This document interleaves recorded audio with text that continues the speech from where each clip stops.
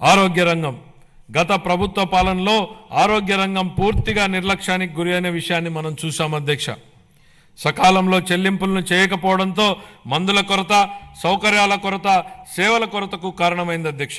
వైద్య రంగంలో దాదాపు 6,400 కోట్ల రూపాయల బకాయిలను వారసత్వంగా ఇచ్చారు అధ్యక్ష. దీనిలో 1,624 కోట్ల రూపాయలను చెల్లించి తిరిగి గాడిలో పెట్టేటువంటి ప్రయత్నాలు ప్రారంభించాం. నిర్లక్ష్యానికి గురైన వైద్యారోగ్య రంగాన్ని గాడిలో పెట్టడమే కాకుండా ఈ శాఖకు సంబంధించి ప్రజారోగ్యానికి సంబంధించి మేనిఫెస్టోలో ఇచ్చిన హామీలను అమలు చేస్తున్నాం. దీనిలో భాగంగా ఇప్పటికే ఉన్న ఎన్టీఆర్ వైద్య సేవ పథకానికి తోడుగా ప్రతి కుటుంబానికి నాణ్యమైన వైద్య సేవలు అందించేందుకు పేద మధ్యతరగతి ప్రజలకు ఆసుపత్రులకు వెళ్లిన వెంటనే ఎటువంటి ఇబ్బంది లేకుండా కార్పొరేట్ వైద్యం అందేలా పథకాన్ని రూపొందించాం. దీనిలో భాగంగా ప్రతి కుటుంబానికి 25 లక్షల రూపాయల ఆరోగ్య బీమా పథకాన్ని అందుబాటులోకి తీసుకొచ్చేందుకు మా ప్రభుత్వం ప్రణాళికలు చేపట్టింది. ఈ ఏడాదిలోనే ఈ పథకాన్ని అమల్లోకి తేనున్నాం.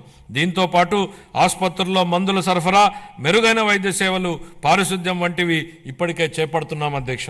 25-26 ఆర్థిక సంవత్సరానికి వైద్య ఆరోగ్య మరియు కుటుంబ సంక్షేమ శాఖకు 19,264 కోట్ల రూపాయల కేటాయింపును ప్రతిపాదిస్తున్నాను అధ్యక్ష.